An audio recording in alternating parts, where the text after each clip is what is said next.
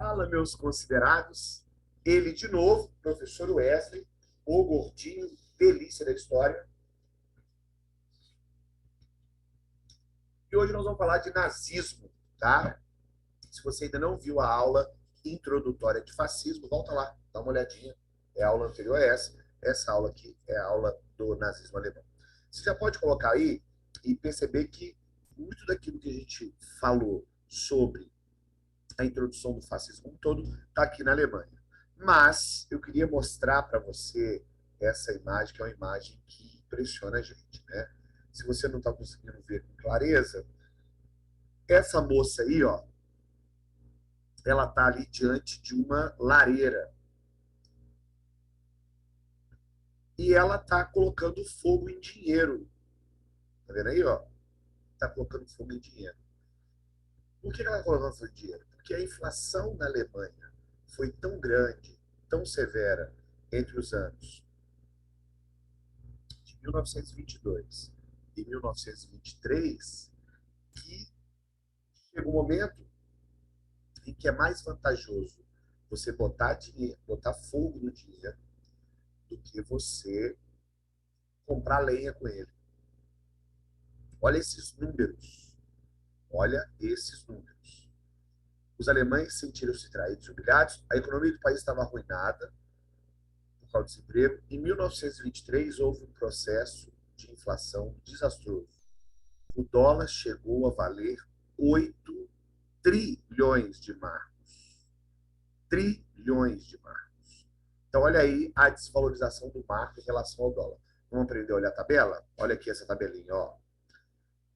Em abril de 22, $1, para você comprar $1, você tinha que ter 1.000 marcos alemães. É como se hoje, para você comprar $1, você tivesse que ter R$ 1.000, ok? Em novembro de 22, para você comprar $1, você tinha que ter 6.000 marcos. Em janeiro de 23, para comprar $1, você tinha que ter 56.000 marcos. Em 20 de setembro de 1923, para comprar $1, você teria que ter 325 milhões de marcos. $1. Percebe aqui também que o salário vai desvalorizando. Ó. O sujeito, em 1922, ganhava $30 por mês. Em maio de 23, ele vai ganhar $14 por mês. E em outubro de 1923, ele ganha $3. Então, o que está acontecendo? O dinheiro está se desvalorizando e a galera está ganhando menos. Isso, você concorda comigo, que leva aqui a uma reação muito grave. Então, nesse contexto social, dois grupos políticos vão surgir na Alemanha. De um lado, eu tenho um grupo que é o grupo dos espartaquistas, que é a Liga Espartacus, que é socialista, comunista, que é o Partido Comunista da Alemanha, então, os espartaquistas. E do outro lado, eu tenho o Partido Nazista, ou Partido Nacional Socialista dos Trabalhadores Alemães. Então, dois grupos agora. Lembra daquela antagonia que eu falei lá na aula introdutória de fascismo? Nós temos eles aqui agora. De um lado, os comunistas, do outro, os totalitaristas. Você percebe que a galera da democracia está perdida nesse tiroteio e vai sucumbir, ok? Em 1923, nós teremos a ascensão ali de uma figura chamada Adolf Hitler, que é um sujeito que é um ex-combatente da Primeira Guerra Mundial. Ele se integra ao Partido Nazista e ele era um sujeito de uma ótima oratória. Por isso ele começa a praticar essa oratória em cervejarias, que era onde aconteciam as reuniões políticas nesse momento. Em 1923, diante desse estouro da inflação, os caras vão programar um golpe que vai ser conhecido como Putsch de Munique, ou Putsch integralista. Integralista não, que é aqui no Brasil. Putsch de Munique, ou o Putsch nazista, né? Putsch da cervejaria. Putsch é tipo assim, é uma tentativa fracassada, sabe? Tem o estouro e tem o estalinho, é como se fosse o estalinho. Porque eles serão denunciados. Vai uma galera presa e entre esses caras que vão presos vai o Hitler. O Hitler, como tem um discurso muito forte, acaba se tornando meio que um mártir. Enquanto ele está na cadeia, ele ganha visibilidade, as pessoas vão para a porta da prisão pedir a sua liberdade, há manifestações pela sua liberdade, e aí ele vai escrever, durante esse período, um livro que é chamado Mein Kampf, que é a Bíblia nazista. Né? É a Bíblia nazista. Ele vai acabar sendo solto por pressão popular. E entre 1923 e 1929, a economia alemã vai sendo recuperada. Os caras vão inventar uma nova moeda, né? Que é o Rentenmark.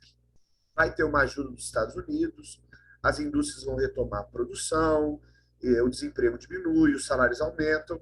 E aí, os países, aqueles países que eram beneficiados, os beneficiados, né? Quem recebia a indenização pelo Tratado de Versalhes, vão concordar em reavaliar essa ideia toda. Nesse período, então, em que a crise vai superando, vai ser superado, nós temos na Alemanha uma república que chama República de Weimar, que vai sobrevivendo ali a trancos e barrancos.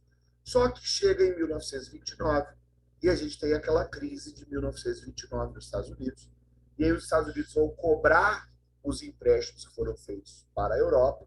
E ingleses e franceses, os vitoriosos da Primeira Guerra Mundial, acabam cobrando também as indenizações da Alemanha.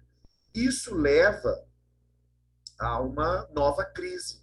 Então, as fábricas vão falir, o desemprego volta a crescer, e aí, temendo essa reação popular muito forte, a burguesia alemã vai intensificar o apoio que ela dava, financeiro, sobretudo, ao partido nazista. E aí, em 1932, as eleições para o parlamento alemão acontecem e o parlamento vai ter 44% da sua composição eleita pelo Partido Nazista. Então, o Partido Nazista passa a ter aqui 44% desses. Isso vai dar poder para o Partido Nazista pressionar o primeiro presidente, um cara que chamava Hindenburg. Você pode ver ele nessa fotinha aqui, ó, ele do lado direito, o Hitler do lado esquerdo. Há uma pressão para que o Hindenburg escolha o Hitler como primeiro-ministro. O que acaba acontecendo? Então, em janeiro de 1933, o Hitler acaba sendo nomeado primeiro-ministro ou chanceler da Alemanha. Então, quem vai ser o chefe de governo verdadeiramente da Alemanha, nesse momento, já vai ser o Adolf Hitler. Então, nesse momento agora, com o Partido Nazista no poder, a escalada nazista começa a crescer, o Hindenburg acaba morrendo um ano depois, vai haver um incêndio que você vê na sua tela aí também, lá no Reichstag, que era o parlamento inglês, caramba, o parlamento alemão, e eles vão botar a culpa dessa parada em quem? Vão colocar a culpa desse incêndio nos comunistas. Alegando, então, esse medo, essa necessidade de combater o comunismo, o nosso Führer, Hitler, que ainda não era Führer, né? Mas esse cidadão medonho aí, desse bigode horroroso, acaba então instalando, a partir desse medo do comunismo e a partir desse discurso da necessidade de mais poderes para poder colocar a Alemanha nos trilhos, ele acaba instalando então ali uma ditadura fascista sob o controle nazista do Partido Nazista, sobre o qual ele é o grande líder, ele é o grande Führer, e ele instala aquilo que ele chama de Terceiro Reich. Terceiro Reich por quê? Porque nós temos o primeiro Reich, o primeiro Império Alemão, lá na época do Carlos Magno, né? Lá na transição da Idade Antiga para a Idade Média. Depois nós temos o segundo Reich, que é o Reich de Bismarck, da unificação alemã, aquela ideia do militarismo. E agora eles dizem, então, que vai se instalar ali o terceiro Reich alemão, tá? Que é, e do qual ele é o líder, ele é o Führer. Diz aí assim, a sua apostila, ó. O terceiro Reich, como ficou conhecido o terceiro Império Alemão, o primeiro, lá em de 962 a 1806, ficou conhecido como Sacro Império Germânico, foi dissolvido pelas invasões napoleônicas. O segundo, entre 1871 e 1918, após a unificação alemã. E agora, o terceiro Reich, que o Hitler dizia seria um Reich que duraria 1000 anos. Então, agora seria um Reich de 1000 anos. Uma vez no poder, o Hitler vai usar de uma propaganda muito maciça, tá? Então, o que você precisa entender aqui agora? Que a propaganda tem um papel fundamental na instalação do sistema fascista, né? Então, a Alemanha vai investir. Então, você pode ver aí, ó, várias imagens, tá vendo? Ó?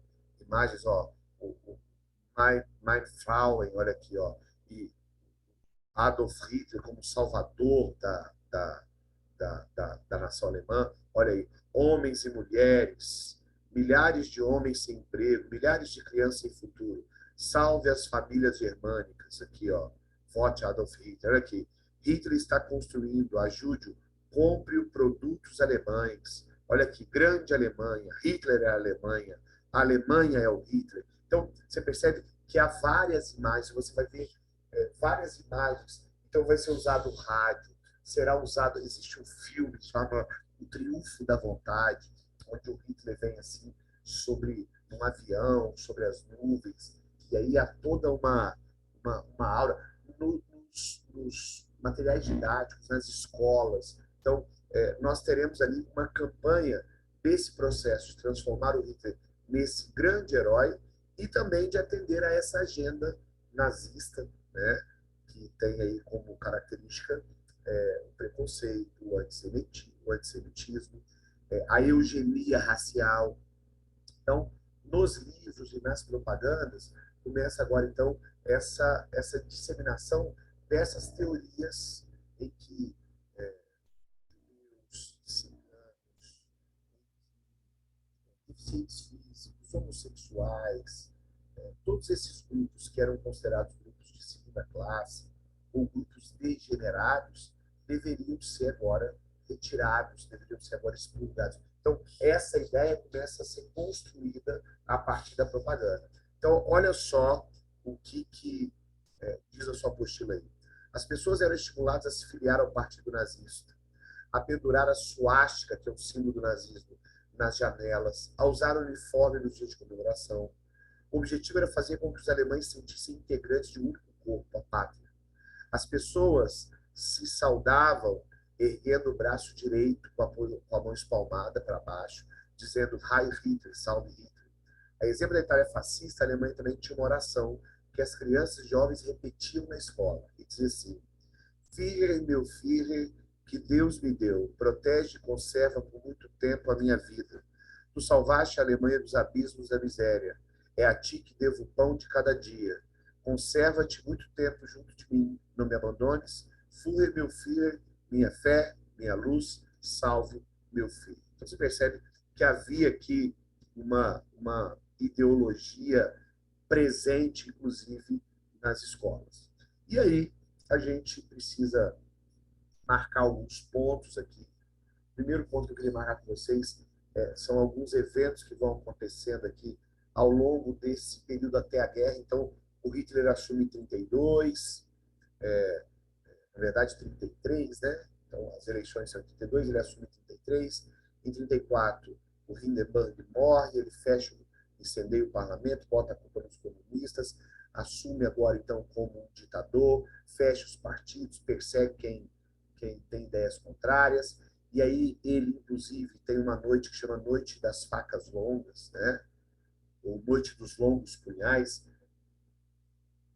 em que o Hitler acaba assassinando os opositores que ele tinha dentro do partido nazista.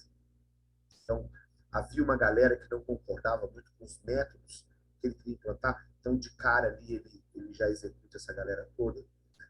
Ele bota em marcha, então, esse projeto de uma limpeza racial e étnica, e aí são estabelecidas aquilo que a gente chama de leis de Nuremberg. O que são as leis de Nuremberg?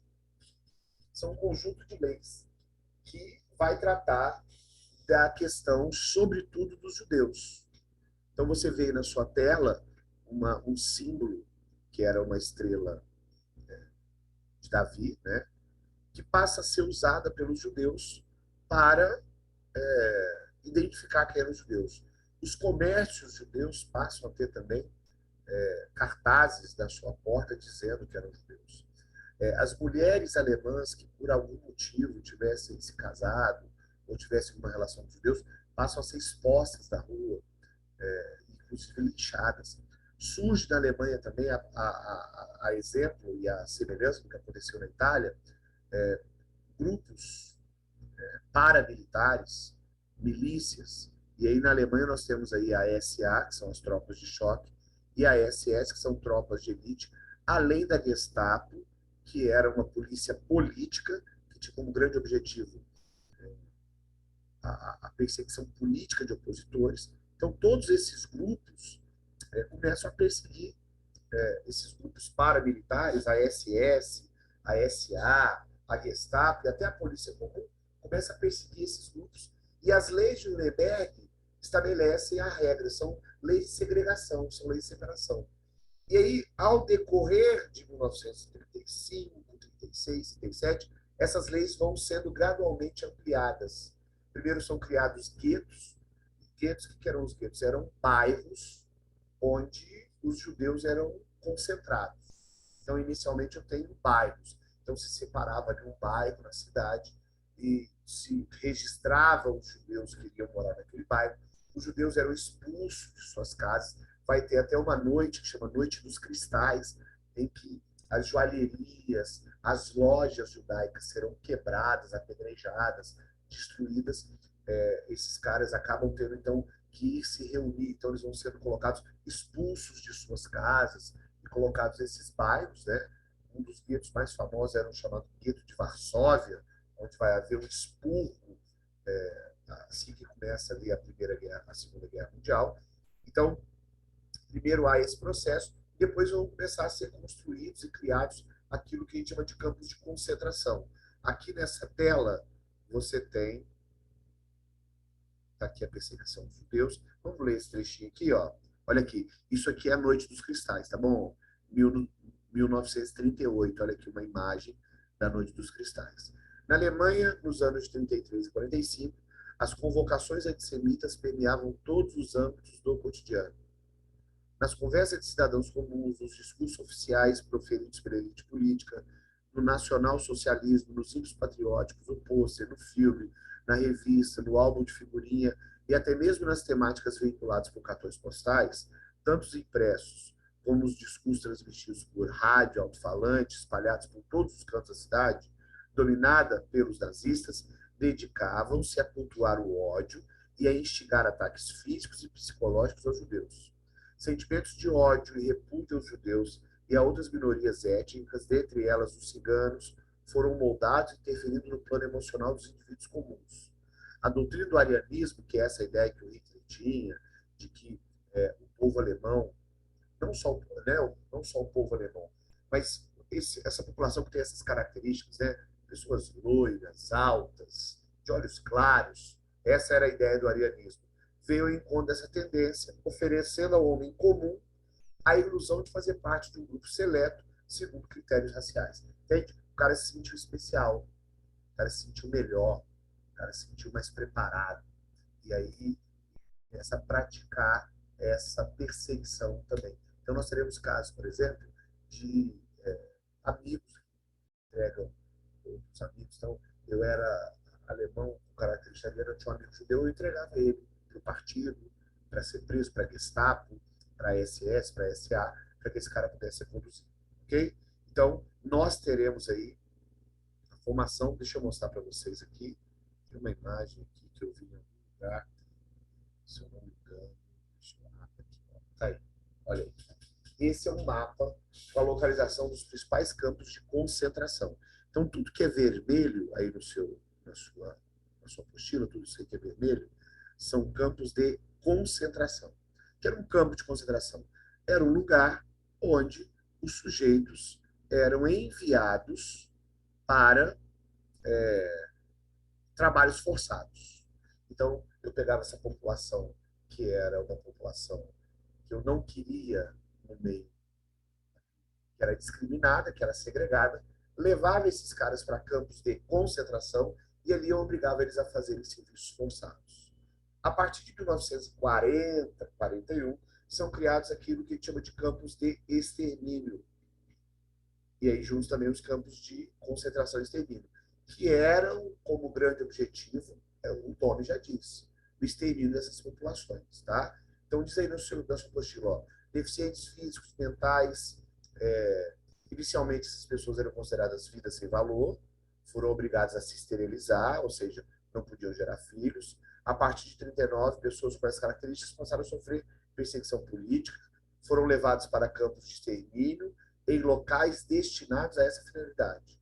O ideal da perfeição do arianismo, que está aqui o significado para você, ó, doutrina que defende a superioridade dos seres humanos brancos, sobretudo dos descendentes do antigo povo ariano, propagado pelo nazismo, não admitia a existência de pessoas que não fossem consideradas perfeitas. Então, inicialmente, tem campos de concentração, que vão evoluir para campos de extermínio, e esses campos de extermínio é onde ocorre esse grande horror, onde só da população judaica vão morrer cerca de 6 milhões de pessoas. 6 milhões de pessoas, só de judeus, morrem nesses campos de concentração. Então, é uma situação que é vergonhosa para todos nós, né? É uma situação que precisa ser lembrada. Inclusive, agora há pouco tempo, houve alguns amigos que foram visitar Auschwitz e tiraram lá fotos, assim, sorrindo, fazendo pose, e foram muito criticados, porque Auschwitz, que é o tema que está na abertura dessa apostila, hoje serve para ser visitado, mas aqui existe um respeito nesse processo para entender que aquilo ali é um símbolo de uma barbaridade que não pode ser esquecida na nossa sociedade. O chamado Holocausto, que atingiu os judeus, principalmente, mas também outros grupos, ok? Na Alemanha, nós teremos também uma intervenção estatal muito forte, tá? Então, a propaganda e a repressão não funcionariam se o Hitler não conseguisse melhorar as condições de vida dos alemães. Então, nós teremos o Hitler fazendo ações de intervenção econômica. Quais ações são essas? Quais ações são essas? Hitler vai investir grana, vai parar de pagar as indenizações, vai descumprir o Tratado de Versalhes, vai investir grana em armamento, vai retomar o exército, vai fazer empréstimos no exterior. Então, ele peita as nações europeias ali e faz avanços. Por exemplo, ele anexa a Áustria, depois ele vai anexar uma região que chama região dos Sudetos e a Tchecoslováquia. Ele aumenta, expande o exército alemão, ele treina o exército alemão, ele cria e desenvolve a marinha alemã, ele vai construir aviões de guerra, e isso tudo é feito nas barbas dos europeus. E por que a Inglaterra e a França não tomam providências mais drásticas contra o Hitler enquanto ele faz essa escalada, enquanto ele começa com esse processo? Um dos grandes motivos é que a Alemanha, a França e a Inglaterra não queriam guerra, não queriam conflito, elas tinham acabado de sair de uma guerra, não queriam outra. E uma outra grande questão que é preciso pontuar é que nesse momento da história, a Alemanha era uma barreira natural contra o comunismo. A Alemanha está ali no meio da Europa. Se você pegar o mapa da Europa, a Alemanha está no meio da Europa. Então, ter um governo totalitário, fascista, armado, que era anticomunista, como era o caso do nazismo, naquele momento era bem visto tanto pela Inglaterra quanto pela França. Isso vai se mostrar que vai ser um erro grotesco. Será um erro pelo qual eles pagarão muito, muito caro. Mas isso é tema de uma próxima aula, quando a gente for falar aí já de Segunda Guerra Mundial, ok? Espero que eu tenha ajudado você.